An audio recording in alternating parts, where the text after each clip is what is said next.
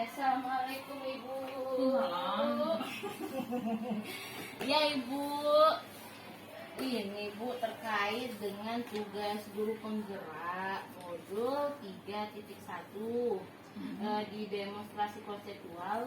Kami di 3.1 itu sedang membahas materi pengambilan keputusan. Itu. Nah, jadi tugas terkait di sana itu kami diminta mewawancarai 2 atau 3 pemimpin sekolah ya terkait dilema etika yang Ibu pimpin di sekolah. Artinya apa ada kasus yang Ibu hadapi, bagaimana cara Ibu menghadapinya dan solusinya. Jadi satu kami menerapkan materi-materi yang ada di modul 3.1. Boleh Ibu izin minta berbagi? Boleh ya Bu ya? Oke, sekarang kita ambil kasus apa tuh? Tentang guru. Boleh. Ya, mungkin ini guru kali yang PNS ya. Yang misalnya guru itu misalnya ya izin gitu. Nah, orang tuanya sakit di luar kota gitu ya. Ya namanya sakit kan sifatnya mendadak gitu. Atau dalam artian sakitnya parah gitu, kritis gitu ya. Ya, izin. Ya, sebetulnya kan pihak sekolah punya hak mengizinkan hanya 3 hari. Nah, kita izinkan 3 hari dan ternyata lagi kalau luar kota misalnya ke daerah Jawa yang 2 kali pesawat kan nggak cukup 3 hari itu. Nah, itu kadang di sana kita lumayan. Nah, biasanya itu yang saya lakukan, misalnya dia suruh buat surat izin itu 2 kali, 3 hari, kemudian ditambah lagi 3 hari. Karena sebenarnya lebih dari itu pihak sekolah nggak punya wewenang mengizinkan lagi. Dia harus mengurus surat izin ke Dignas. Oh jadi rencana kasus yang kita ambil itu ada guru PNS yang ingin menjenguk orang tuanya sakit di luar mungkin kota. bukan guru juga ya, TU juga Iya. gitu yang statusnya PNS yang namanya izin itu kan diperbolehkan hanya 3 hari. Betul gitu ya. Jadi ada dilema etikanya, satu sisi dia ingin menjenguk orang tuanya, Ya. satu sisi dia meninggalkan Dalam beban artian ya orang tuanya yang sedang sakit kritis misal itu misal ya. Iya. Bisa juga ada juga kebutuhan lain atau keperluan lain yang sangat-sangat penting gitu kan. Seperti yang ini yang terjadi kan, suaminya berhenti kan masuk rumah sakit. Solusinya tadi bagaimana Ibu pikir? Iya, namanya ini kan apa ya namanya ya, kalau saya analisis dulu apa kepentingan dia. Kalau benar penting, biasanya kalau namanya yang keluarga yang terdekat yang sakit apalagi kritis itu biasa saya izin, mungkin enggak ya. Lagi nanti jadi penyesalan seumur hidup kemudian. Nah, ya tentu sesuai dengan waktunya. Kalau jangkauannya bisa pulang itu tidak harus dulu gitu. Tapi kalau yang sampai ke luar ke Pulau Jawa yang sampai 2 kali pesawat, nah itu kadang nggak cukup seminggu aja kadang nggak cukup gitu. Nah itu tadi diangkatnya ya karena kita PU sekolah cuma punya wewenang mengizinkan itu 3 hari, jadi biasanya tuh dia mengajukan izin lagi di hari keempatnya selama 3 hari lagi. Nah, dia pulang. Nah, masalah tugasnya yang di sini tentu kita minta bantuan teman yang lain, beli tiket gitu untuk mengamankan anak-anak kelasnya.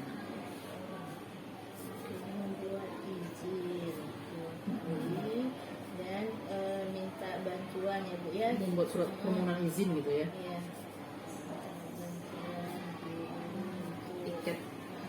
Tiket atau guru yang semapel untuk menangani kelasnya belajar.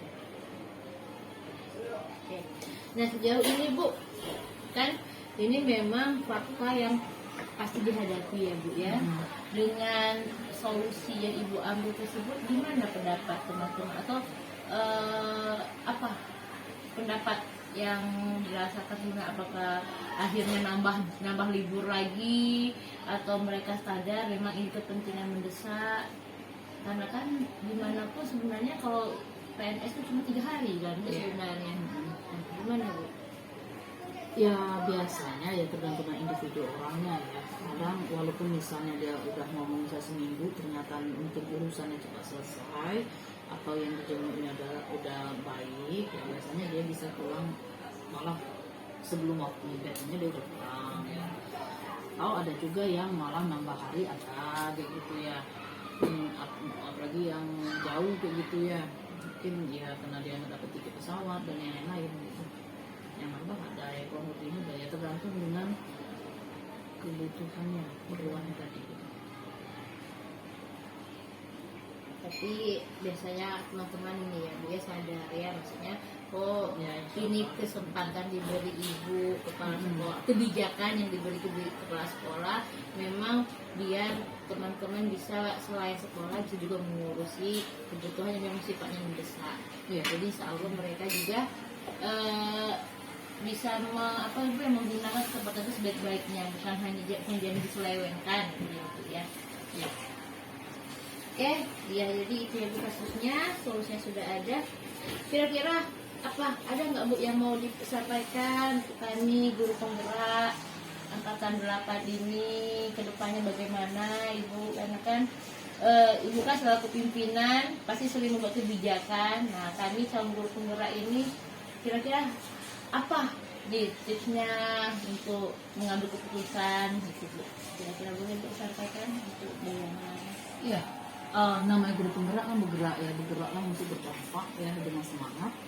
Kemudian mengambil suatu kebijakan atau keputusan itu kita mulai dari diri sendiri dulu. Apakah kita sudah melakukan itu baru kita memutuskan. Jadi lebih bermakna ya Bu ya. Iya. Oke, terima kasih Ibu sudah berbagi, sudah mendapat pencerahan. Semoga nanti bisa juga dapat inspirasi saya untuk kalau menghadapi masalah. Terima kasih Ibu waktunya. Assalamualaikum warahmatullahi wabarakatuh.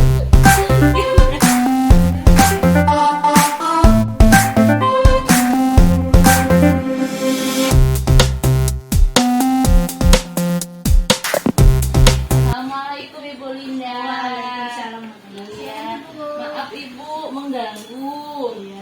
Iya, jadi saya dari guru penggerak angkatan 8 ingin berbincang sedikit terkait tugas kami di modul 3.1 tentang pengambilan keputusan.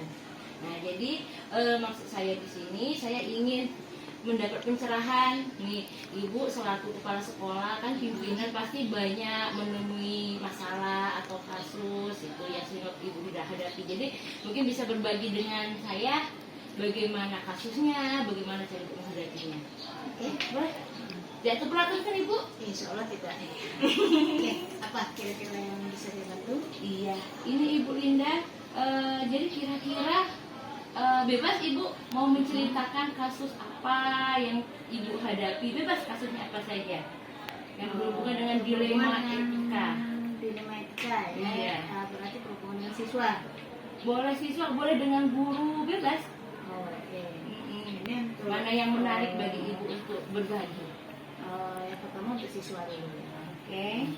Untuk siswa, kebetulan di sekolah yang saya temukan ini, di sekolah yang saya terima ini, memang sih ada beberapa kasus, ya. Tapi yang kemarin sempat kami tangani itu adalah kasus siswa merokok. Ada siswa perempuan bersama siswa yang laki-laki, tapi mereka ini merokoknya bukan di lingkungan sekolah sebenarnya. Mereka merokok di rumah salah satu dari siswa di dalam kamar mereka berkumpul di sana, kemudian mereka ya ibaratnya seperti orang pesta gitu kan, tapi pestanya pesta rokok sambil nyanyi-nyanyi, sambil joget-joget, sambil mengisap rokok, mereka buat video. Nah, kemudian video itu mereka sebar ke kawan-kawannya. Itu kasus yang kami hadapi. Akhirnya ketahuan karena mereka sendiri mengeser Iya. di sosmed. Iya, karena mereka sendiri mengirim ke kawan-kawannya. Ya, mengirim video itu ke IG-nya, ke Facebook-nya, sehingga kawan-kawannya yang lain tahu itu kejadian itu. Nah, sebenarnya atau bagaimana Ibu selaku pimpinan di sini menghadapi kasus tersebut, Ibu? Apa yang Ibu lakukan? Untuk tahap awalnya, langkah awalnya kan itu kita serahkan dulu ke wali kelasnya. Nah, dari wali kelas bekerja sama dengan wakil kesiswaan melakukan pemanggilan terhadap orang tua dari mereka ini. Ya, dipanggil semua orang tuanya, kemudian diselesaikan bersama guru BK.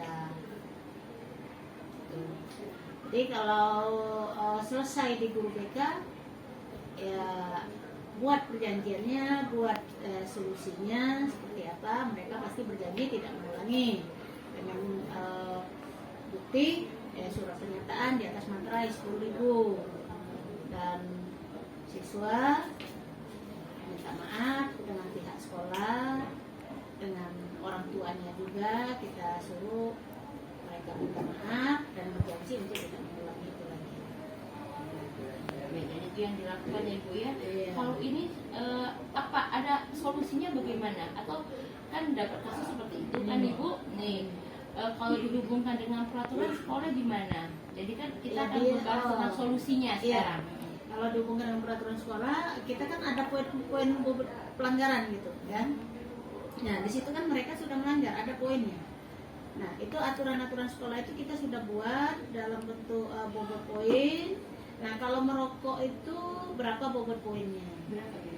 Sekitar 50 kalau saya tidak salah, 50. Termasuk besar ya. Iya, poin pelanggaran merokok itu termasuk berat. Loncat pagar, merokok itu poinnya itu yang besar-besar. Maksimal poin kalau di sini berapa Ibu? Masih anak kan pasti ada akumulasi kan Ibu ya? Iya. Berapa maksimalnya kalau di sini? Maksimalnya untuk anak itu tidak kita kembalikan ke orang tua, untuk tidak bisa dibina lagi itu 250 poin. 250 ya. 250 poin. Ya. Jadi biar ada yang namanya kesadaran diri si anak. Iya, Oh ini dia 50. Iya. Kalau dia salah lagi atau kesalahan yang lain bertambah lagi. Iya. Dampak paling beratnya dia dikeluarkan. Jadi Iya. tidak serta merta sekolah langsung anak bermasalah keluar. Tidak. Harus ada Ada langkah-langkahnya. Oke. Jadi selanjutnya Pak apa jadi solusinya Dia gimana? dari poin itu kan misalnya dia 50 poin, terus ada pelanggaran lagi, misalnya berkelahi di sekolah, lingkungan sekolah itu 5 poin, jadi ditambahkan jadi 55 poin. Nah, di situ kita masih lakukan pembinaan. Untuk di tahap awal itu kita tidak mengirimkan surat terlebih dahulu, kita panggil orang tuanya secara lisan. Oh, jadi tahap pertama itu pemanggilan lisan ya Bu? Ya, pemanggilan secara lisan. Kita ingin membuktikan kejujuran anak. Nah, kalau misalnya dipanggil orang tuanya secara lisan dengan titipan kalimat lisan kepada anak sampai tidak ke orang tuanya.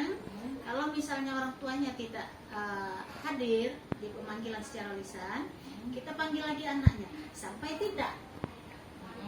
Ya, pemanggilan itu sampai tidak, informasi itu sampai tidak ke orang tuanya. Oh, belum tertulis tapi Belum. Berapa kali kalau yang secara lisan itu? 1 kali lisan. Satu kali. Oke. Ya. Ya kan kalau Kemudian- ada anak yang salah, pasti dia nggak disampaikan ya. Enggak, makanya kita panggil lagi anaknya. Sampai nggak sih informasi ke orang tua kau? Mana orang tua kau tidak hadir gitu kan? Nah, kalau katanya sampai, baru kita kirim surat pertama. Panggilan pertama ya. Iya, pemanggilan pertama karena tadi kita udah lakukan secara lisan. Pemanggilan pertama pakai surat itu kita titip langsung ke anaknya. Oh, tapi masih anak yang membawa. Iya, masih Ya. anak yang membawa. Kita Sudah ingin tertulis. membuktikan kejujuran dia. Iya. Ya. Kalau misalnya dipanggil pakai surat pertama, orang tuanya juga nggak hadir, baru kita lakukan pemanggilan kedua dengan dititip ke orang yang tahu alamat orang tuanya untuk segera langsung disampaikan ke orang tuanya. Nah, jangan sampai yang anak ini tadi tahu, ya, sampaikan ke orang tuanya. Setelah orang tuanya hadir, baru kita tanya ke orang tuanya. Sampai tidak yang pemanggilan lisan tadi ada dikasih tahu tidak oleh anaknya. Untuk membuktikan sikap perilaku jujur tidaknya anak. Tuh. Kemudian pemanggilan surat pertama tadi sampai atau tidak ke orang tuanya. Di situ juga kita ingin membuktikan sejauh mana sih kejujuran anak ini, keinginan anak ini untuk berubah seperti itu. Ya. Itu. Jadi kita ada kerjasama timbal baliknya dengan orang tua, antara orang tua dan pihak sekolah. Tapi biasanya ibu kalau dari yang udah sering nih anak-anak secara lisan sampai enggak? Ada yang sampai, ada yang tidak. Enggak. Iya. Oke. Disitulah kita membuktikan anak ini jujur atau tidak. Jadi kalau dia secara lisan sampai, otomatis selesai kasusnya. Iya. Ya kan, Iya. artinya ada kesadaran dirinya. Kesadaran dirinya. Dan sama balik yang tertulis tadi, kalau dia menyingkapi, nih orang tuanya tahu, nggak lanjut sampai ke surat pemanggilan. Iya. Jadi si anak mendapat surat panggilan itu memang si anak yang sudah Ya udah kelewatan lah istilah kita kelewatan. melampaui batas gitu kan. Berarti etikanya tidak ada, sopan santunnya dengan guru tidak ada, dengan wali kelas selaku orang tuanya tidak ada. Iya. Jadi tidak ada sopan santunnya, tidak ada rasa segannya dengan orang-orang orang tuanya yang ada di sini gitu ya. Dewan guru, wali kelas, BK, kesiswaan itu. Oke, artinya misalnya si anak akhirnya yang ketiga ya Bu ya, Iya. yang kedua kan diterima orang tuanya datang, akhirnya dia tahu. Nih artinya baru berlaku kasus yang 50 tadi. Iya, Artinya baru surat pemanggilan pertama. iya. Oh gitu. Artinya nggak ada batasan surat panggilan. Ada batas 3 kali. 3 kali. Walaupun dia belum menyampai bobot 250 gimana Ibu? Apa pasti dia yang ketiga itu 250 bobotnya? Tidak. Kita panggilan ketiga, batas panggilan ketiga tidak juga hadir orang tuanya. Itu kita survei dulu, kita home visit dulu ke rumah. Ada apa? Kenapa?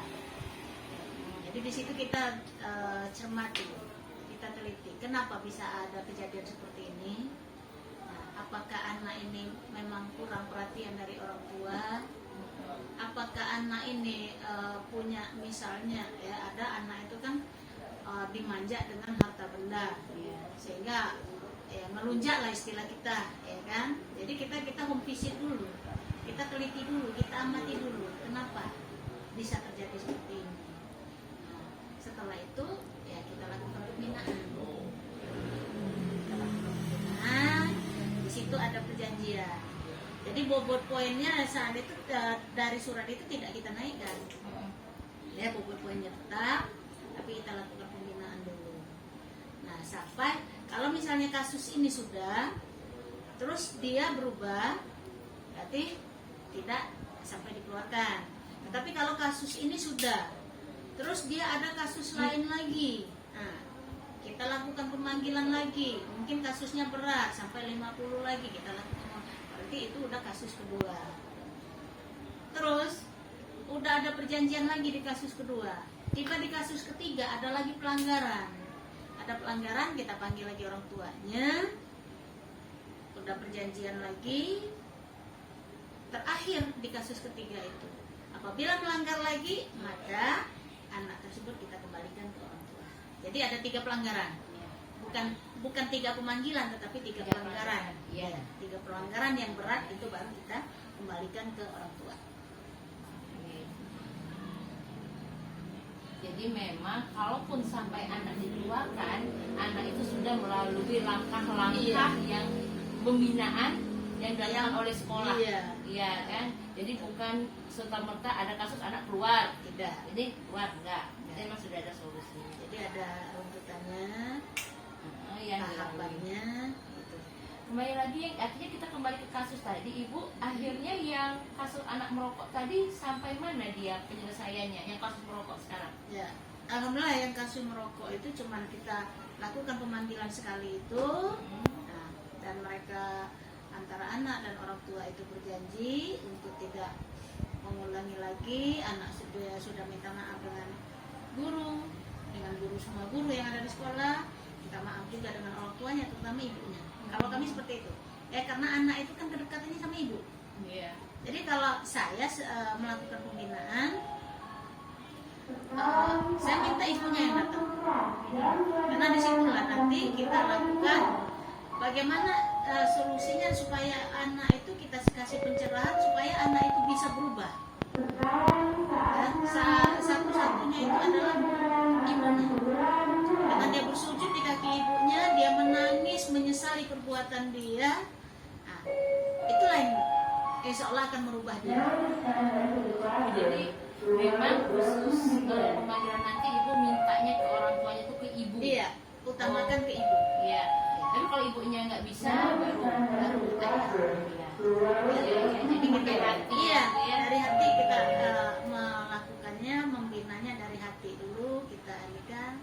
Jadi sampai dia, nah kalau saya ya terus terang sampaikan sujud di kaki ibumu, kamu saya tidak menyuruh menangis ya, sujudlah kamu di kaki ibu, minta maaflah, karena kunci keberhasilan kamu adalah ridhonya orang tua. Ya. Kalau orang tua kamu sudah merasa sakit hati dengan kamu, sampai kapanpun kamu tidak akan pernah berhasil. Jadi sekarang kamu minta maaflah sama orang tua kamu, sesali perbuatan kamu itu salah, sadari kesalahan kamu, berubah. Seperti itu. Itu yang kamu. Alhamdulillah hasil ya Bu ya, anak ada kesadarannya. Alhamdulillah berubah semua. Kalau yang merokok kemarin alhamdulillah berubah semua. Sudah paham, insya Allah sudah mendapat pencerahan bagaimana seorang Ibu Lindawati mengambil sebagai pimpinan di SMP Negeri 20 mengambil langkah-langkah dalam membuat suatu keputusan. Ya terima kasih Ibu atas waktunya. Oke. Ini sudah dapat banyak cerita untuk dibagi. Boleh ada yang mau disampaikan, boleh untuk kami yang masih angkatan 8 masih calon ini, Ibu boleh nggak apa-apa biar dibagi. Oke. Saya harapkan mudah-mudahan dengan mengikuti kegiatan guru penggerak ini bisa membawa perubahan untuk dunia pendidikan, untuk menjadikan pendidikan menjadi lebih baik lagi sesuai dengan semua yang disampaikan oleh Ki Hajar Dewantara, ing Arso Tulodo, ing Madya Mangkarso, Tutguri Handayani. Ya, mudah-mudahan pendidikan menjadi lebih baik sesuai dengan yang kita laksanakan sekarang. Kurikulum merdeka, guru merdeka, anak-anak pun merdeka. Terima kasih banyak Ibu ya. Iya, Ya Allah, sama-sama. terima kasih Mudah-mudahan Ibu ya. sukses ya.